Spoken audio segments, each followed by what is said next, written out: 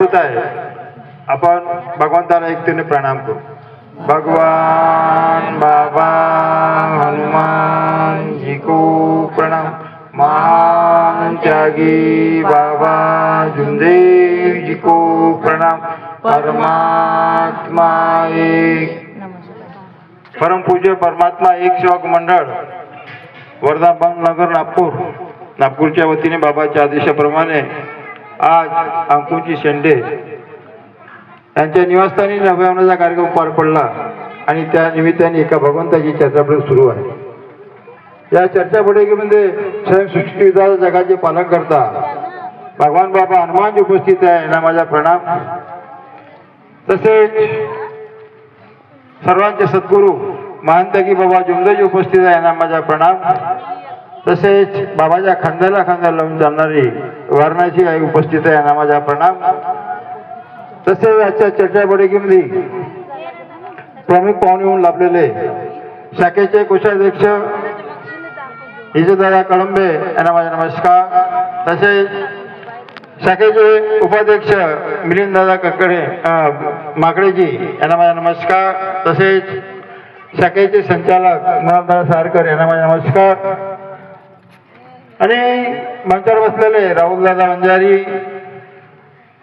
आणि आदरणीय मंच बसलेले बाल सेवक सेविका बालगोपाल सर्वांना माझा नमस्कार। बघा, आपण जवळपास 4 तास झाले इथं बसून आणि आपण इकडे तिकडे गेलो नाही। किती वेळा बसत आणि आपल्याही वेळ होती जवळपास 4-4:15 पर्यंत आपण चर्चापट घ्यावं, म्हणजे आपल्या विचार टाइम दिलेला नव्हता। तरी पण आपण विचार करायला पाहिजे की आपण त्यावेळेस पर्यंत आपण चर्चापट करू आणि तोच विचार करून चर्चापट चालू होती। बघा, आपल्याला आतापर्यंत खूप चांगलं मार्गदर्शन मिळालं। अनेक रंगारंगाचे बाबाच्या विषयावर, यांच्या विषयावर, त्याच्या विषयावर, काही अनुभवावर खूप चांगलं मार्गदर्शन भेटलं। माझा एक छोटासा अनुभव आहे आणि खूप असा चांगला आहे, कारण काय मी माझ्या घरी काम चालू होतं आणि काम चालू असताना माझ्याकडे 2 माणसं होते आणि ते वरचं काम चालू होतं असल्यामुळे मला थोडासा हातभार लावा लागत होता। आधी हातभार लावत असताना काय झालं, कडप्पा होता एक मोठा 7 बाय 2.5चा कडप्पा होता आणि त्याला वर न्यायचं होतं आणि 2 माणसं असल्यामुळे मला त्याला सपोर्ट करायचा होता। आणि सपोर्ट करत असताना तो मोठा कंटाळा नेता नेता त्या लेबरचा हात सुटला आणि तो माझ्या पायावर पडला आणि तो पूर्ण चेंदा वेळा झाला।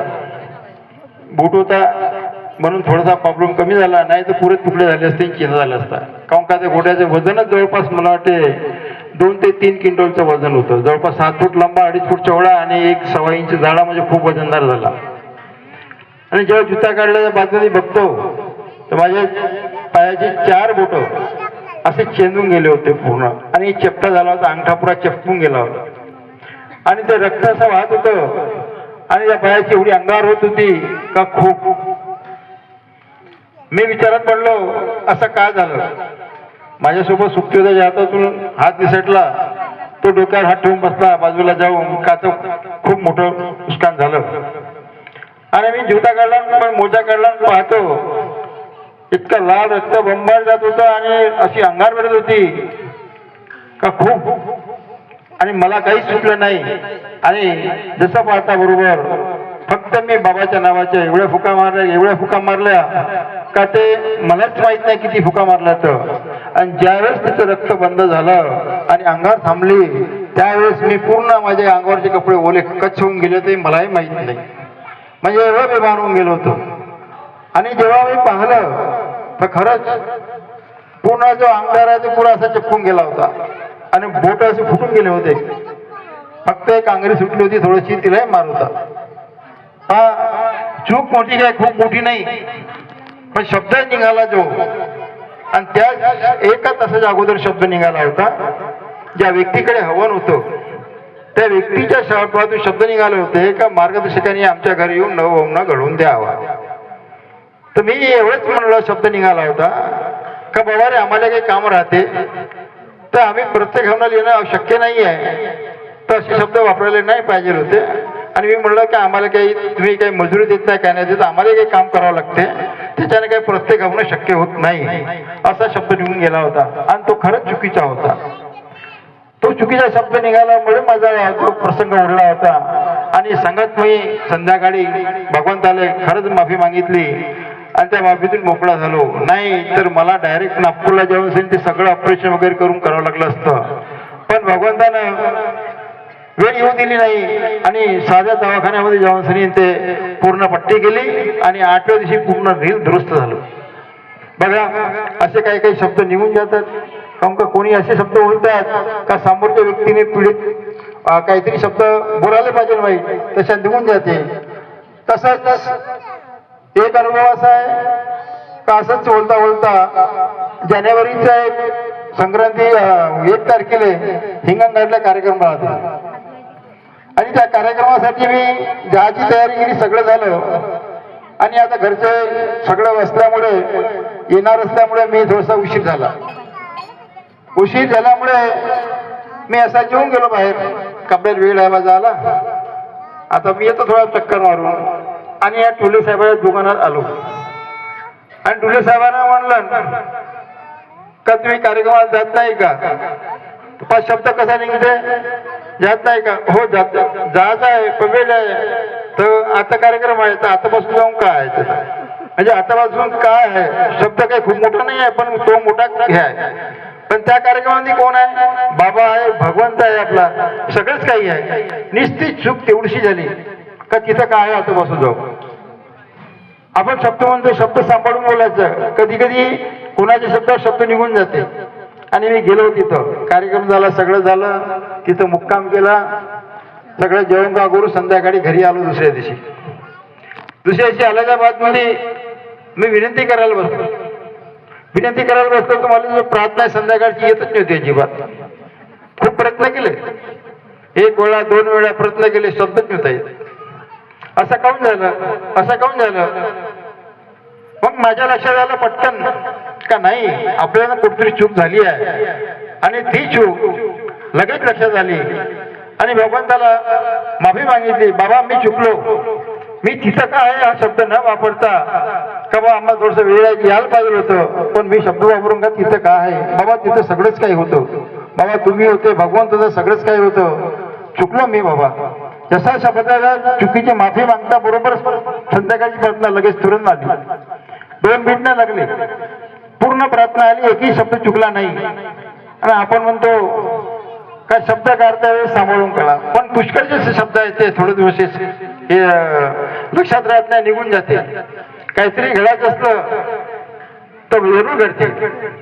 बघा, वेळ तर पुष्कळ कमी आहे आणि आपल्याला लवकर आपल्याला संपवायचे आहे. एक छोटासा एक सेवकाचा अनुभव म्हणा, आता तो तुम्हाला सांगत आहे. बघा, बाबाने सगळ्यालाच काही ना काही दिलंय. कुणाला डोळे दिले आहे, कुणाला हातपाय दिले आहे, कुणाला जन्म दिला आहे, कुणाला रोगातून मुक्त केलाय आणि त्याच्यातून सगळ्याला बरं केलंय. असा एकही शोक मला वाटत नाही का त्याला बरं केलं नाही. पण बाबाने हे शब्द म्हणला का शोक बेमान आहे, याच्यातही काही शंका नाहीये आणि खरंच बेमान आहे. ज्या माणसाला डोळ्यात दिसत नव्हतो, जो माणूस हाताला धरून जात होता, तो व्यक्ती वैद पाणी केले, तांत्रिक मंत्री केले, दुनियाभराचं औषध पाणी केले, लाखोंना पैसा खर्च केला आणि तो व्यक्ती जेव्हा मार्गामध्ये आला, तो 1 रुपया न खर्च त्या व्यक्तीला डोळ्यात दिसायला लागला. फक्त शब्द घेतला आणि कार्य सुरू केले. 11 दिवसाच्या कार्यामध्ये त्याला स्वतंत्र चालायला लागला.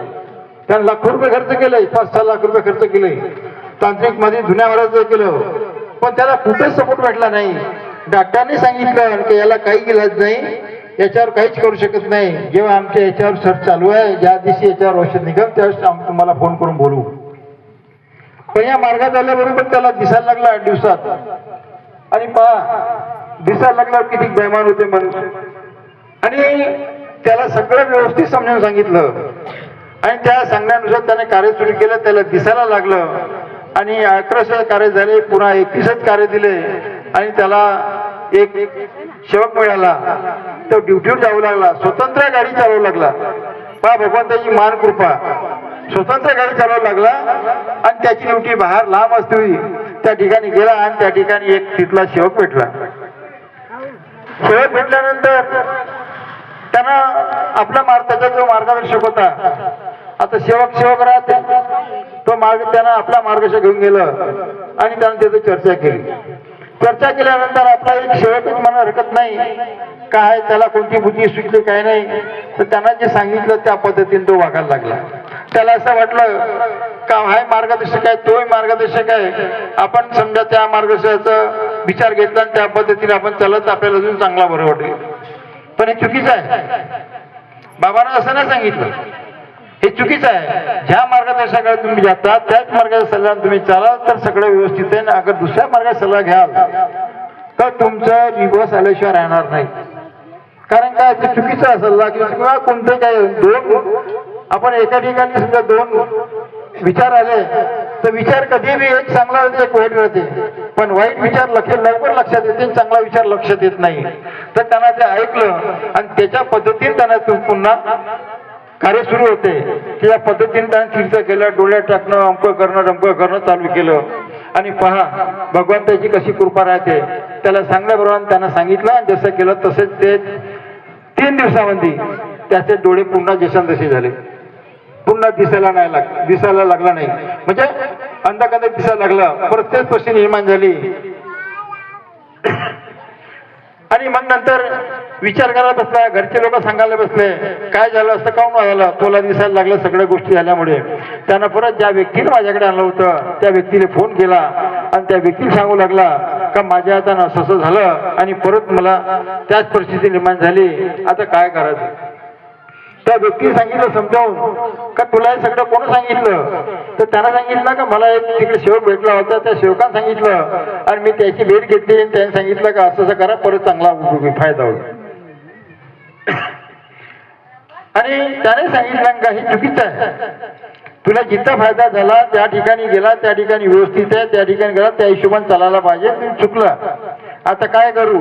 तर मग त्यानं स्वतः म्हणलं का तुम्ही एक काम करा, त्याला मार्गदर्शकाकडे आपण आपली चूक सोडवू. आणि ती चूक सोडवली.